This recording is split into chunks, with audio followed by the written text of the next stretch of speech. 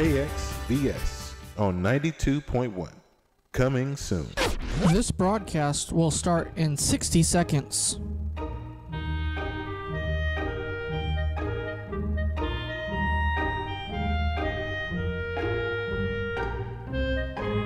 This broadcast will start in 45 seconds.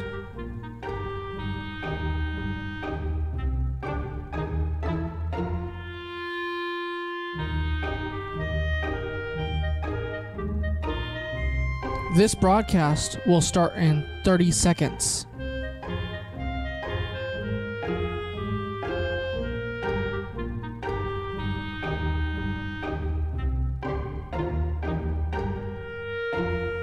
This broadcast will start in 15 seconds.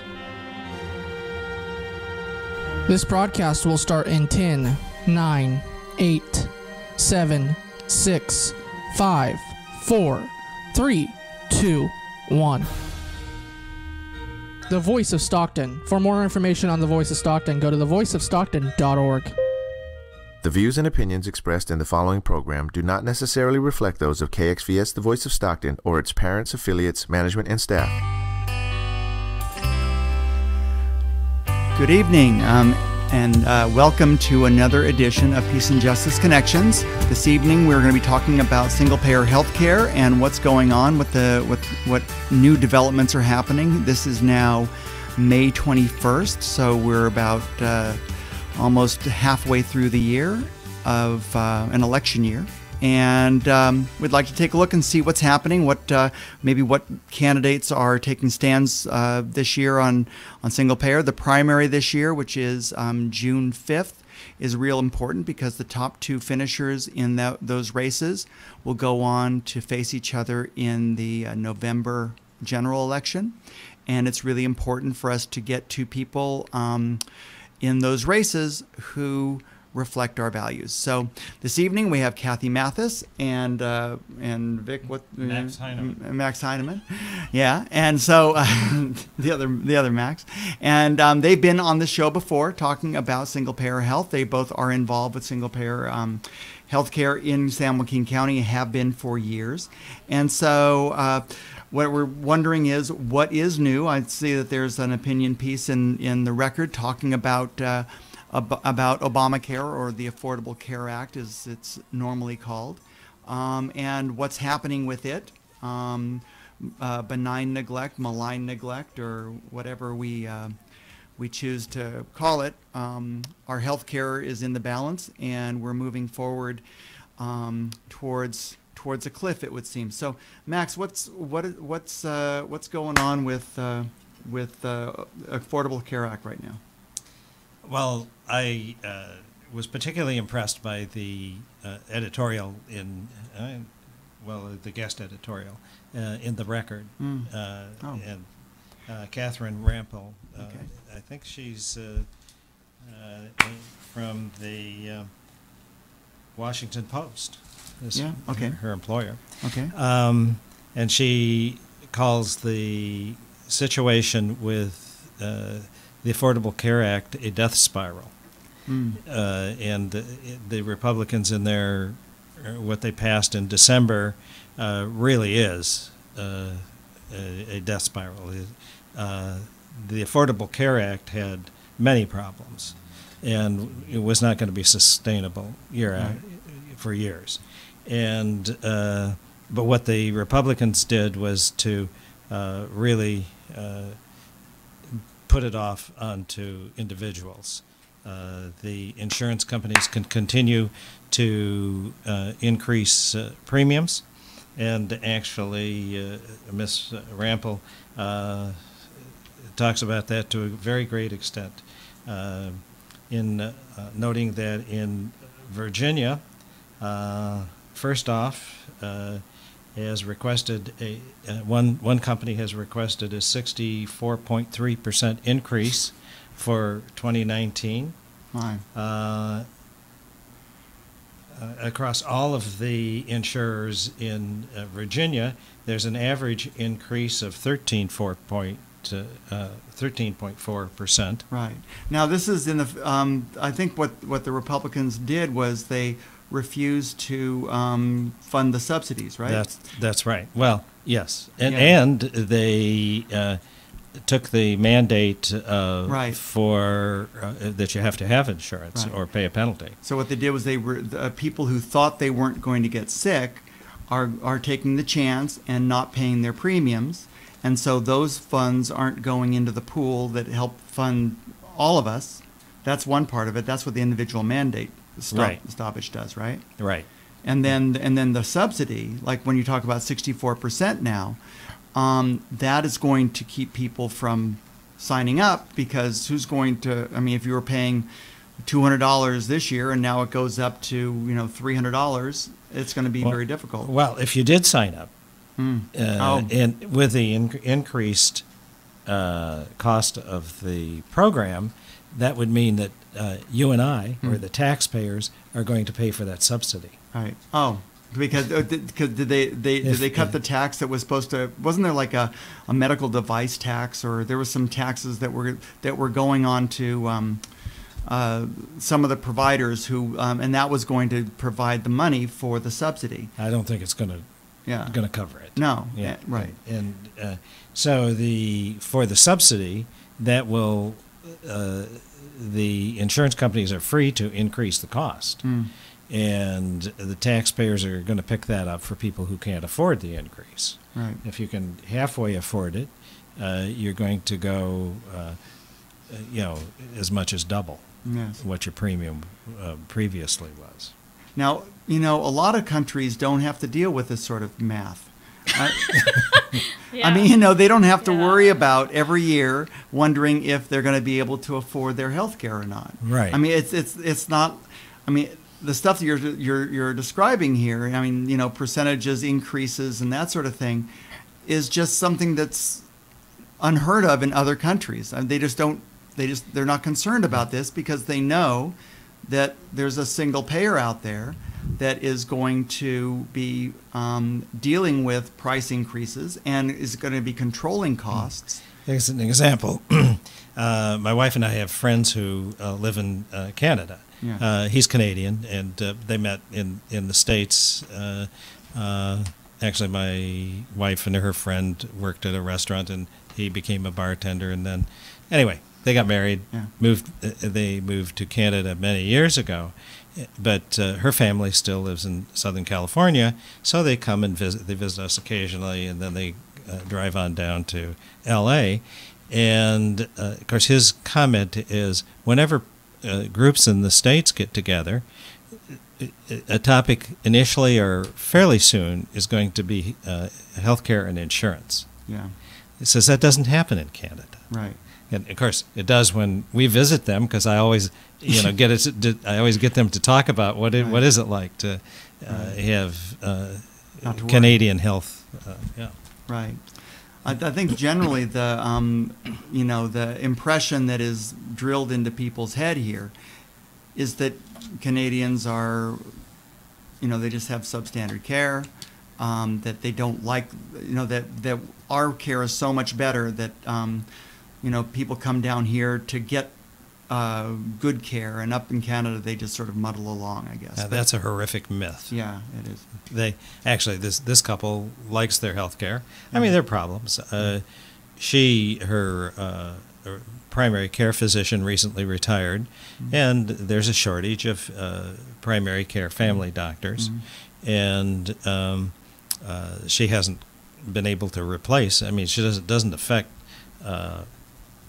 how often she goes to the doctor. I mean, she can go to the doctor, get an appointment tomorrow or whenever, but she doesn't have one family care physician that is willing to take her on, just because there's a lack of family care doctors, much as here. Yeah, right. So and so, do you see that? And Kathy, do you see that in your practice, or in terms of a shortage of family care physicians, or I mean, in the United States, the impression is that doctors don't have enough time to see their patients. And to me, that reflects a shortage of doctors, because I mean, if doctors are rushing to try to get 15-minute office visits so that they can get well, I don't know what that would, what Or is that? 6 Yeah. minutes. So that would be 32 office visits a day. I don't know. Are you sort of held to a certain number of offices you're supposed to have, and how long they're supposed to take? And Yeah. yeah, yeah. And then did you get chastised if you're under 20 or something? Yeah. Yeah. I gotta move them on. Gotta go in there. It's one problem a visit. Yeah. There's a One lot of problem that, a visit. Yeah. So if you have a broken wrist, you can't talk to them about your broken foot. Yeah, or that rash that you want to refill on your cream for or something. Yeah. So yeah, it's and I don't know if I mean, there's all sorts of solutions out there. There are just a lot of roadblocks that are put up there by people who are making money on this system. I don't know if they're doing well, but they're making money on this system. So all along the way. Well, and one of the things that it costs so much more is that private insurers waste $750 billion annually. 750 billion. Yeah, that's based on the entire United States. That's $750 billion. Right. That's a lot of money. And how that works out. 750,000 million. That's 750,000. Now you're going to get beyond me in the math Isn't that what that, very quickly here. it's hard billion to is? wrap your head around these numbers. Yeah, it's lot of 750,000 money. million. Right. And which is kind of a lesson when you're looking at healthcare, you want to make sure what they're talking about. That number reflects the United States. Quite often when we talk, we're talking about single payer, and we're talking about the law that is currently in the state legislature and what that proposes and the costs of that. And and the number on that bill is Senate SB. SB 562. Okay, and that's right That's the now California that's bill. the California bill that is still trying to move forward. I guess I don't know if it's trying. Well, or not. here we are, May 21st. We're a little bit stalled. Yeah, it was a little bit stalled. So where is so 750 billion was the nationwide number. That's what the healthcare companies take out. That's their cut. That's That's Well, the waste. Actually, and that's the amount.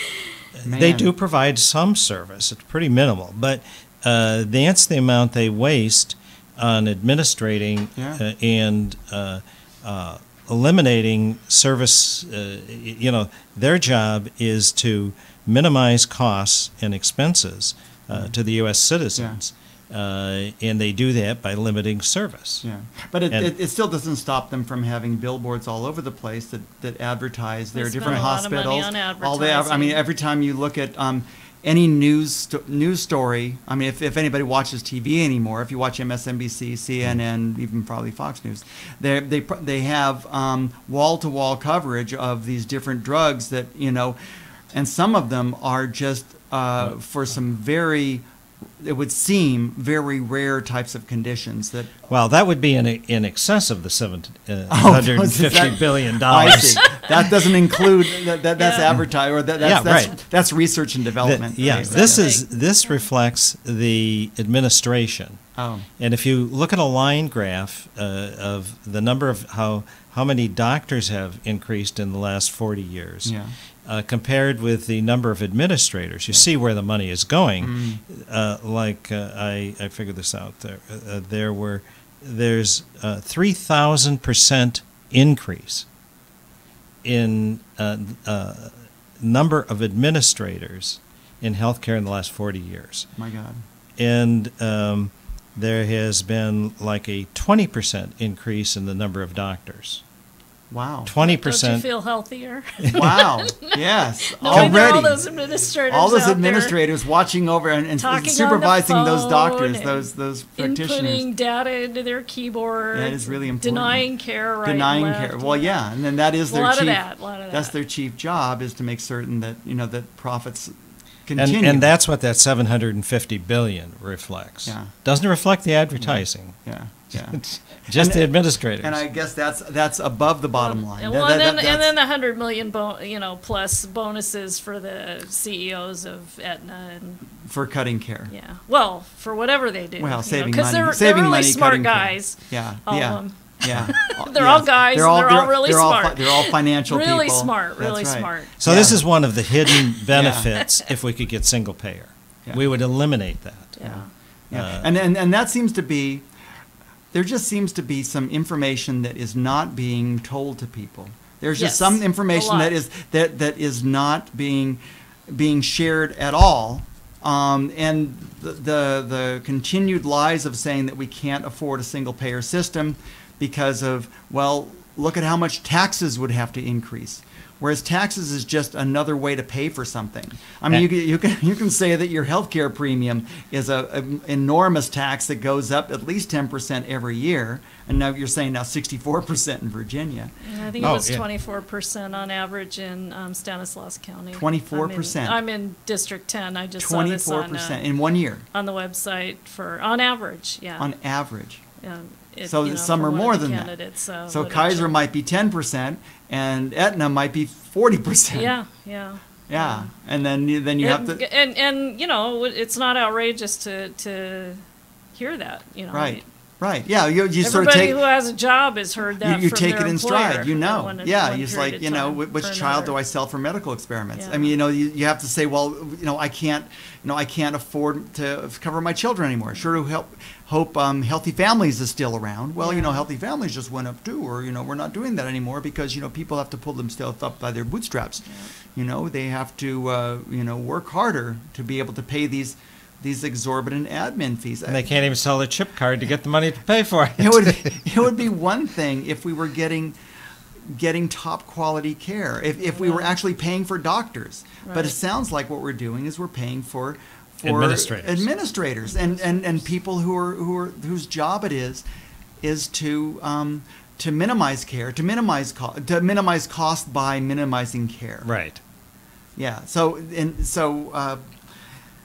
anyway, And additionally, it really contributes. It gets into the politics. So this whole thing was brought on by the Democrats. Came up with the Affordable Care Act, which was a mini improvement in things, not really very. It got more people covered. It got more people covered. And somehow. and there were some benefits. Yeah, and through the subsidies, it expanded the pool because there but- was some taxes that were put on different medical devices and some more wealthy folks, and so there was a way of redistributing some of the costs from the folks who were making a lot and to the folks who could not afford care at all. But it wasn't sustainable over Right. time. Right. And of course, then the Republicans couldn't stand that it was called Obamacare. Mhm. I mean, Well, that wasn't after they pinned that label on it. Right. yeah. Yeah. That just then that was a big reason for Trump in the election to repeal it. to repeal it. Well, how many times did the House vote to repeal? I mean, while Obama was president, yeah. I mean, it was like hundreds of times. Yeah. When they could have actually done something. And then even after Trump was president, they didn't make it the first time around. Right. So it just gets healthcare constantly in the politics of the situation. So they were able to come up with a law that significantly, caused more problems and made it more expensive. Mm. Yeah. Which is ridiculous. Well, you wonder. I mean, there are people who are pretty powerful in this country who maybe have a grander view of where we're going to be in 10, 15, 20 years, and maybe understand that, by passing this and by marshaling all the political power there is to demagogue this issue, that they can set healthcare back further by saying, well, at least we tried the Affordable Care Act, and look how that failed abysmally. So we have to go back to the days before when people had pre-existing conditions that were denied, and we have to just go back to an earlier time when people had to fend for themselves and Crossing your fingers was your form of healthcare. and it was in people's best interest to stay healthy. The problem is Do the best you can. the problem is too many people just go out there and want to get cancer Smoke. and smoke and overeat and have too much salt and too much meat. Drive without wearing their seatbelts. There you go. Yeah, and there you your have own it. fault. There you go. And, Yeah, bootstraps. and overall, the effect of that is that our life expectancy is 3 to 5 years less than any other industrialized nation. Yeah. And I Which I kind of resent. Yeah, as I get older. Well, see, every year you live, that means that you're probably going to live longer. Isn't there some sort of thing? As long as once you survive to 60, you have a better chance of making it to 80 than if when you're 40. How are you doing with that? I'm I don't know. I'm playing the odds. You're on your way. I live in America. Yeah.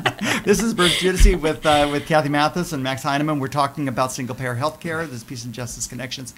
And so what I'd like to ask you now is, what about SB 562? What's going on at the state level? I mean, here we are in May. So isn't this the time when bills get marked up and everybody's all rushing around and trying to figure out how they're going to pass something? Yeah, I'd like to say that I could tell you that, but that was asked to... Not this year, because it's a election year, right?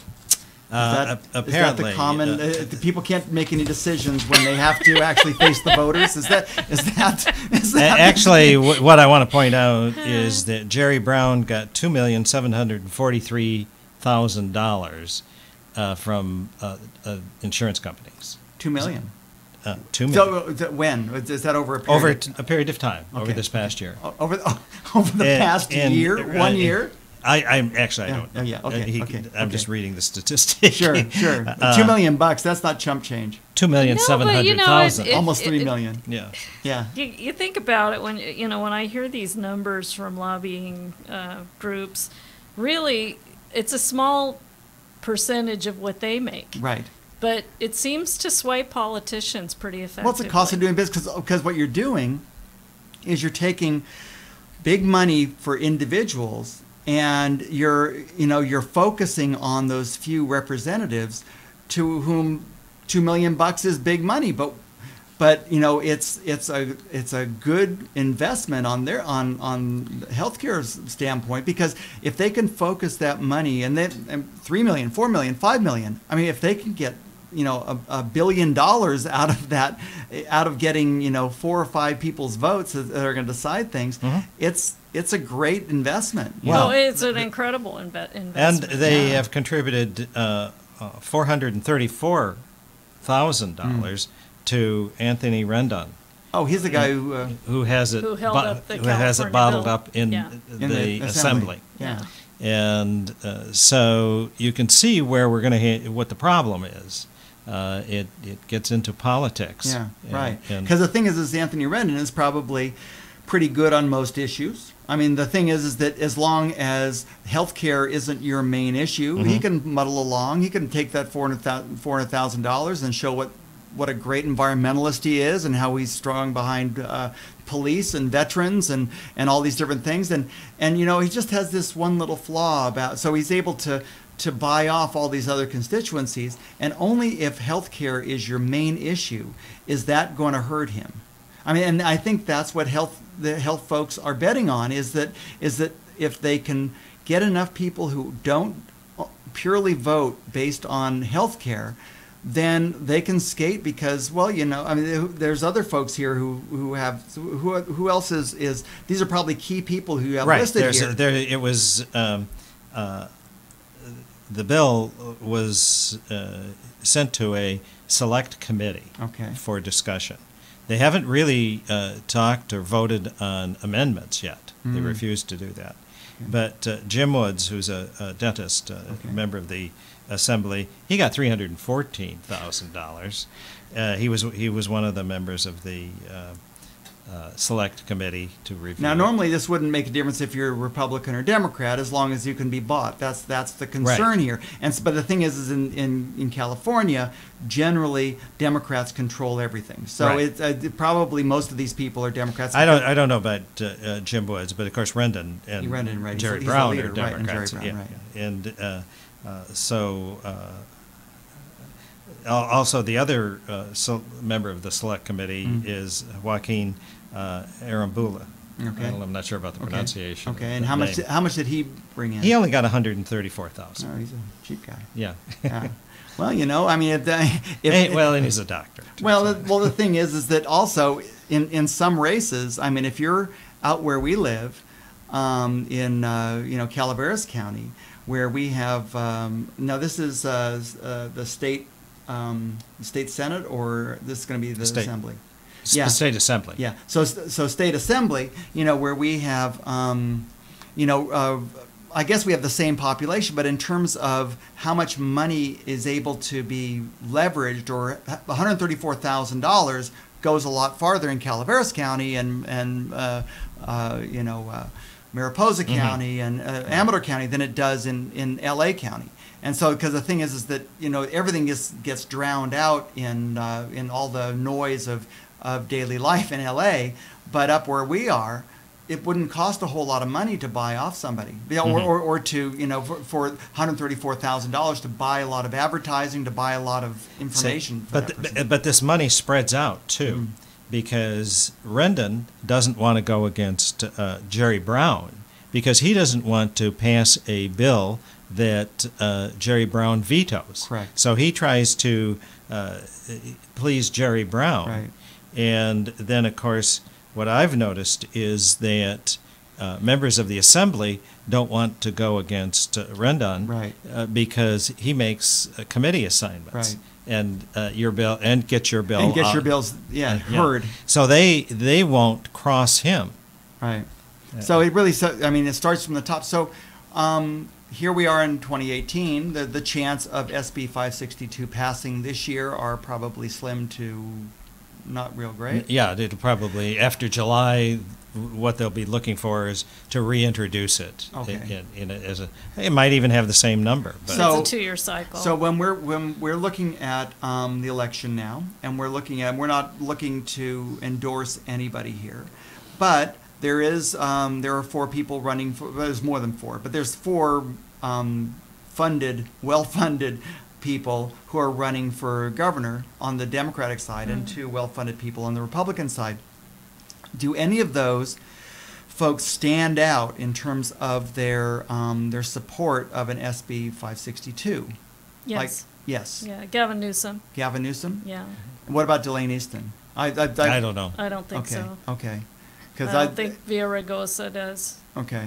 Okay. But I know Gavin Newsom 'cause- has used the term single payer. Okay. And I believe he's used the term Medicare for all. Okay. You have to watch out.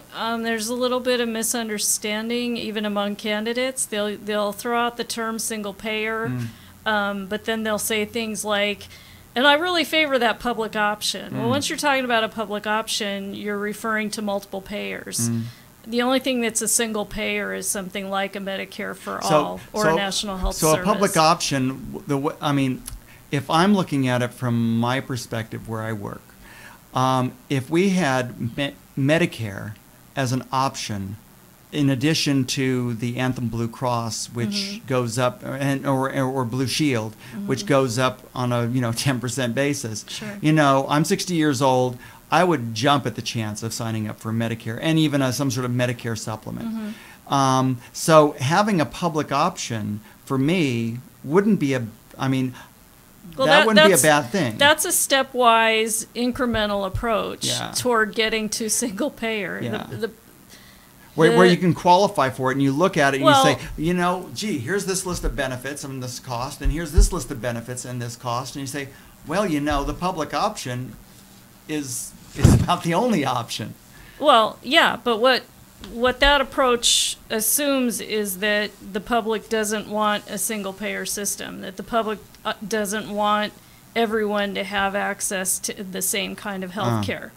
And that's still employer based. That's still that maintains an employer base, that maintains a poor people's insurance, which Right. is Medicaid or Medi-Cal in Right. California. It maintains an older people's health insurance, Right. which is Medicare. And as soon as you start divvying it up like Right. that, then you have narrow provider networks. Then you have Right. questions of authorization and are you covered and what's your insurance as soon as you call the doctor 'cause to we've make talked- an appointment. We've talked before And that about that. adds to Right. that administrative cost. Right. All of a sudden you have a huge bureaucracy saying you're not in the network, no, you can't have authorization for that, and no, that medication isn't covered under our formulary. And that's the administrative cost that I don't know if that's part of the $750 billion, but the thing is that's the administrative cost that the practitioner sees in terms of the practitioners have a huge billing department and right. administrative department to deal with it, but also the insurance companies have a huge administrative department. On the other end of the phone. Yeah, and so, we're all subsidizing that to the point where every healthcare dollar we spend, 30 cents of it goes to that kind of,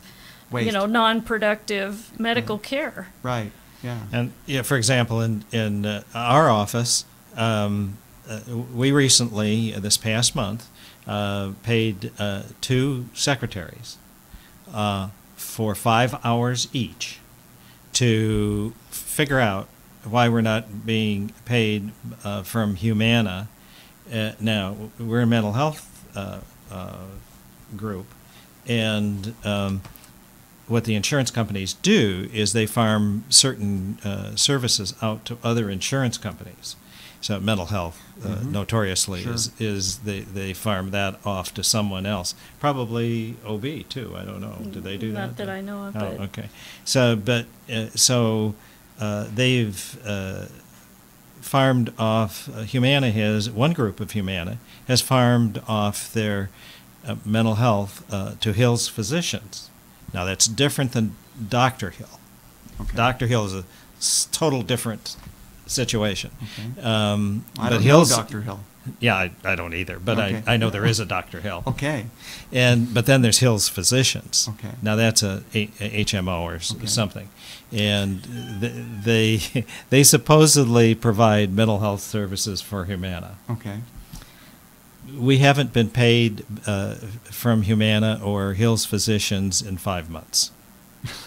Oh my gosh. And now we've paid 2 secretaries $5 hours apiece. We don't have any choice. Yeah. We no longer take that insurance. Yeah. Right.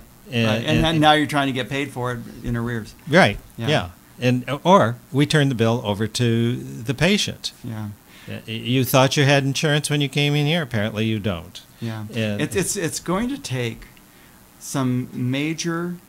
I don't know if it's going to take some sort of major crisis or some sort of everybody having to deal with a major disaster in their life. We're not even talking about care that is substandard that actually kills people. What we're talking about is a process that's sort of like a frog in the tub or in the pot. I mean, where it just gets warmer. You end up saying, 10% here, 10% there, 5 years ago I used to pay $100 for that. Now I'm paying $500 for that. I guess I'm going to have to, sell my furniture. It's a lot of households going bankrupt over medical bills. Yeah, and then they blame I think, themselves. What is it, 50% or a large percentage of personal bankruptcies are driven by medical costs, and the vast majority of the people who go bankrupt over medical costs have insurance. Yeah. So, but it's a lot of family by family suffering. Yeah. So we're looking at the state level. We're looking at a SB 562 that will probably not pass this session, and will be reintroduced. I was thinking after the primary, after the end of the fiscal year, I guess, right. at the beginning of July. And so somebody will pick that up. It seems to be sort of like a perpetual ball, because I mean it used to be Sheila Kuehl wasn't it her bill, and then it got passed to like Leno, Well, and now not, when I don't or- not or- this, not this time. But Okay. she's introduced single payer bills at least twice before. yeah, but it's like when they Yeah, get when right. they get Somebody- termed out, yeah. then it gets sort of passed on like a Well, in SB 562, there was a huge gap between the Leno bill and this. So we're lucky we've had this bill. We're lucky we've had this bill go as far as it did. yeah. And actually, that was very political, and it cost us a lot of momentum. Yeah, the having nobody to sponsor it for a couple years, Right, and, then Leno and picking it we up were again. told by the Oh, it was Obama. the Affordable Care Act that Oh. quieted us down. Yeah. Yeah. Right. Obama. We have we've to solved give it a this chance. problem. Well, See, we have to give it a chance. We have to he- put all our energy behind that. I see. Yeah. You know, we're fighting for our political lives here. That's right. you Yeah, know. yeah. I mean, if Yeah. we were starting from scratch, we would Sure. have a single payer Right, system. right. But since we're not. since we're not, let's keep on putting more money into this car that's falling apart. You know, it's sort of like a car that's Well, Blue Shield has grown to, rely on that money. Yeah. yeah. Those CEOs, Yeah, they're well, used to that $100 million And the bonus. the doctors, on average, in the United States, every doctor spends $87,000 dealing with insurance companies. Man. Yeah. And or billing and Every single doctor. every single doctor. That's the average. Yeah. Yeah, because I remember when I worked at Mac Health Board, we had a flock of like 6 people who were doing billing. Yeah. And the idea was, you got to upbill, you got to, see, did you do something more? Did you touch their elbow? Well, that makes it an enhanced office visit. Yeah, there you go. Did, That's another system. Yeah. Yeah. I mean, so, right. Well, in Canada, it costs the doctors there on average $20,000. 20,000. Yeah, they have to bill. Sure. Yeah. And- So okay. Yeah, actually, if we went to a single payer system where everybody just billed Medicare at the Medicare rate, we probably would see an upsurge in the number of primary care docs who go out on in solo practice. It's just become difficult to do the business of medicine Yeah. on top of the Yeah. medicine because there's so much Right. administrative Well, there's so many work. different health insurance companies, and Yeah. and I would think, like I say, where we are up in Calaveras County, I mean, there's only one health insurance company that'll carry us, but out down here in the Fertile Valley, there are like many insurance companies, and so. Having like 4 or 5 or 6 different insurance companies to deal with the different forms, with their different formularies, with their different people who they refer to, in-network, yeah. with a different network, with this pharmacy that they had last week, and next week they have a different pharmacy that they're using. And usually, right around the first of the year, a lot of people get new insurance. Yeah. Or they're Right. Right. Because it get priced out of the one they were in already. Yeah, and or then- their job is now contracted with a different insurer. Yeah. Or the And- the terms of their insurance changed. The deductible went up. The copay is I higher. think it's never the other way around. Well, I think at some point, people just sort of, I mean, like people who probably turned off this show in the first 5 minutes. I mean, they just throw up their hands and say, this is way too complicated for me to deal with. I'd rather just pay the bill and just hope for the best. And, I think that's what people are hoping for, is that by prolonging this process, and making it so convoluted, and where even very smart people have a very hard time explaining how the thing works, much less how to fix it. I mean, well, how to fix it seems pretty simple to me. Right. I mean, when you have a car that is this messed up, what you do is you junk it, and you get a new car. Well, it's not like we don't have models in the rest of the world Right. to look toward and Right. try to emulate. Yeah, and we don't necessarily have to swallow whole what any one of those systems are. No. We can tailor it to whatever we would like it to be. Sure, but it but- does not have to, because nobody has a system like this. Right. Nobody. I mean, and that's not a source of pride. I mean, does any other country on earth have a system like this? No, and actually, Taiwan has the most recent is the country that most recently converted to a single-payer system, and they did a study. And at the outset, what their experts told them was there are a number of ways to go. The one you don't want to do is the one that the United States has. Yeah. Well, but they And- did like Medicare. They liked Medicare. Yeah. Okay. So And- they and did so- want to emulate well, the United States Medicare system. which is our socialized medicine yes, system. but- Right. So but that's what they the came up with. overall rest of it, no. Right. Yeah, And- because yeah. And so they came up with a single payer, Medicare for all, however you want to call it. Yeah. And they have a card. And you go in, see the doctor, swipe your card, and by the next evening, the entire country, they know how much was spent on health care For that yesterday. visit. For yesterday, for the entire country. Yeah. Wow. It's all, And- it's in a computer. Computers. It's not just for word processing Well, and anymore. it's the darndest thing. Yeah. In Taiwan, when you present your Medicare card and the doctor swipes it, they can see what your medical conditions are and the medications you're on. They don't have to ask you every single time you show up. Wow. Yeah, That it's sounds like all in there. sounds like It's technology. yeah. It's They know what operations you've had. Yeah. It's pretty cool. If you were at the ER last week, you don't have to tell them about it. They can see it. It's right there. It has gotten so huge. This system, this 18% of our GDP system, has gotten so huge that there has to be a way to move it towards that sort of system. And I don't know that it would be. I've heard Bernie Sanders, 4-year plan, like go 60, 55, 50, and then everybody. And I don't know if what that is that's, I think, being fairly kind to insurance companies to help them wean themselves off of this. That's meeting somebody halfway. Come on, Bernie, Yeah. let's just do it tomorrow. Yeah. Well, the thing is there is tons of that would be optimal.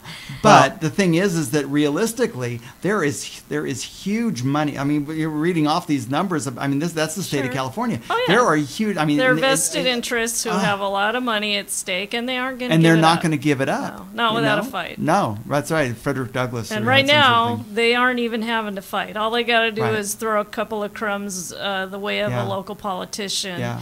But the thing we were talking earlier about politicians and how it doesn't cost a whole lot of money in terms of lobbying to get them to move, agree yeah. with whatever it is the insurers want. The thing is that politicians, at least at the national level, they're allowed to invest in companies that they're going to vote on tomorrow.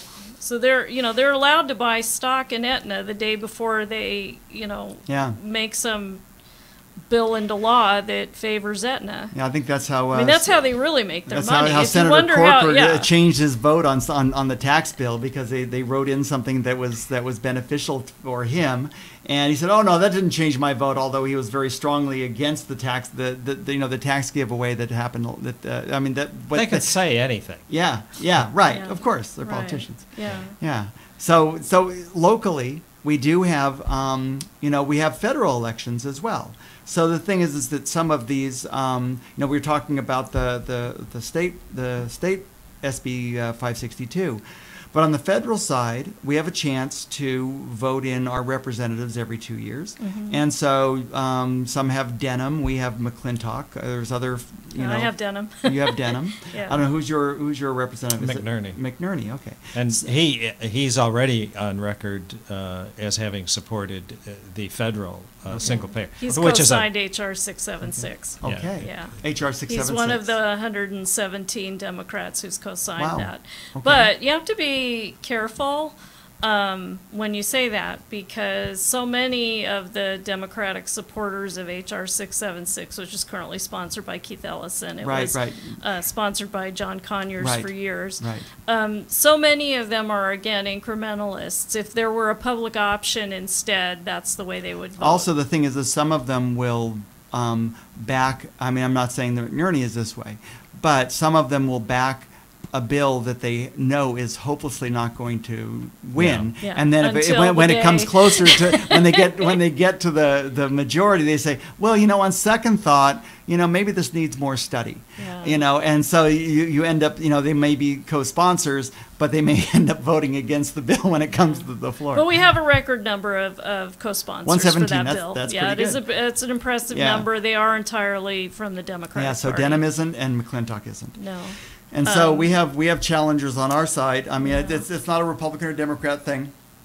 It just happens to be that all the Democrats are wanting to move at least somewhere towards Medicare for all. So in terms of Denham's race, who's running in that? Is there anybody who's saying, you know, Medicare for all, that's my single issue, and you got to vote for me because of that? The one who's putting it at the top of his mailer is Josh Harder. Okay. Yeah. The Okay. others are all speaking in terms of expanding access to health care and helping to make health care more affordable and protecting the ACA. You know, they pay lip service to health care. Do you know on those? Does it appear that Josh Harder is the most well-funded of the I candidates? doubt it. Yeah. Yeah, he Because I'm doesn't wondering, seem to be. right? Because the thing is that you know, the funding of the candidates is pretty much a function of you know, how you can buy them, you know, and how much it costs. And so, you know, the more that people go towards a mealy-mouthed support of a public option or moving towards, you know, it's going to take time, that sort of thing. That's the extent that they are already, you know, bought. And so in our case up in McClintock land, we have I believe it's 4 Democrats and 1 Republican who are running against McClintock. And McClintock appears to be kind of vulnerable because 3 of the 5 running are Democratic women, and they're fairly strong. They're more conservative leaning, but Medicare for all is not at the forefront of their issues. They're talking about environmental issues. They're talking about, because McClintock sort of has a way of bringing up, you know, clear cutting and, you know, and throwing, you know, having, not wanting to waste water on fish, you know, that sort of thing. So he has some environmental barriers, but he's been in there for a long time and is a very conservative district, and so Medicare for all, and you know, you would think in a rural district like ours where we really don't have the medical options that people have down here. You know, people can't get onto Kaiser, and you can't get to Kaiser unless you're 30 miles away from one of their centers. And so nobody in Calaveras County is 30 miles from a center, so we have to rely on Dignity Health, which has just got into a new relationship with our local hospital, which is like anyway, it was not, there's a Measure A on the ballot that is designed to codify this relationship between Dignity Health and our hospital. And it's like a 30-year lease that sort of sets into, it's a very, I think it's not super profitable for Dignity Health, but it is profitable, and it is designed to always be profitable. And it will keep our hospital pretty much, you know, being controlled by Dignity Health. And I think that's the situation and if it doesn't passes, then we're not going to have this relationship, and some of the capital improvements of the hospital won't get done because they're going to be very expensive to do. And the threat is that we will not have a local hospital in San Andreas, in Calaveras County. And so right now we don't have a baby, a neonatal unit. So people have to go to Amador or to Tuolumne to have babies. So, and right now we're just sort of, you know, thankful to have a hospital. Thankful, I mean, and it's a good hospital. People always have, they always like to remember the anecdotal horror story, but we have my wife has an anecdotal great story where she went in with a ruptured appendix, and they just did a great job on her. And so just a good shout out for the doctors who saved her life, really. But you know, that situation is, it's purely financial. It's purely market driven, and it's to the detriment of, well, I don't know if it's to the detriment, but you don't feel empowered, you know, as a county. Kind of one thing about SB 562. The studies are that it would save the average middle-class family of four $6,000 a year. Well, that's more than the Trump tax cuts. Yeah, and you get superior health coverage. Yeah, I mean, and everybody is covered. Everybody's covered. Yeah, there's no limit. Yeah, but the problem is that you talk about those savings, but when you throw in something where you talk about a tax, the taxes are going to go up. Mm-hmm. Somehow, paying a tax and paying a huge copay and a premium and a deductible, somehow those are the paying of those things. It right, sort of changes its nature when it becomes a tax. Yeah, that's why I mentioned this. This is after you pay the tax. You will still save the average family. Now it depends on how the tax is spread, but the one thing that they came up with, which was a sales tax, which is pretty unusual, and that the average family would save $6,000 a year. And if you look at the down the line benefit of that initially creates $1,530 in economic activity. Yeah. So the benefit of that is astronomical. Now these numbers are somehow lost when Anthony Rendon comes up and asks about, says it's not affordable. Well, okay. What he's looking at is some study. I don't know, or somebody pulled it out of their hat or what, that it would cost 400 yeah, I remember that number. Right. Yeah, you're going to hear that 400 billion. Right. And like I said before, there you got to look at what people are talking about. And because what they're doing is segmenting these costs into taxes and how was the study done? Right. For one example, the single payer people who paid for a study. A real study done by real people, the University of Massachusetts at Amherst, which has done this study for many states. Yeah, the Friedman, right? Yes. Yeah, Gerald Friedman. he did the initial one on Poland, who was the economist in charge of the study at this last study at Amherst, and they. For example, one way you get discrepancy is that the Poland study takes into consideration that the state of California benefits by having single payer because that means that people can't deduct medical and industry can't deduct healthcare costs, insurance, or cost of healthcare. Right. And that's when you're talking about the number of people in California, that's a tremendous amount of money. That's a tremendous cost. And they then figured, well, that was a benefit to the single payer plan. So when they talked about $37 billion being the cost, that was one of the big there are other little things, but that was one big difference between the single payer people, which is the Nurses Association, and the several other studies. The insurance people came up with the $406 billion. The office in Sacramento, the Office of Budget and whatever that does these studies. OMB, right. They came up with about $400 billion cost. But when you actually the most reliable study is the one from Amherst, the Poland study. And we're going to get another one, I guess. Now, you ask what else is. Supposedly in the month of May, we're supposed to have a study done by the University of California. Great. But I keep asking, but I haven't been able to find out where they're at with that. Yeah. Well, we're going to have that as our next discussion because our time is about up. Are there any meetings that you guys are having single payer. It's here's May 21st. Is there like the second Saturday, or is that Second Thursday. second Thursday? Of course. 6:30 here. 6:30 here at the here Peace and at Justice the Center. Peace So and Justice okay, so Center. it's always the second Thursday, Yeah, at 6:30 6:30. at the Peace and Justice Center, 231 Bedford Road in Stockton. Anyway, so and your website, do you have a website or Facebook page or We do something that Single people Payer can? San Joaquin. Single Payer San and Joaquin? We have both. Okay, .org. good. Yeah. Okay, so Google that and you'll find that.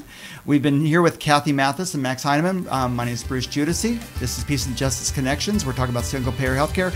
Good evening. Thank you very much.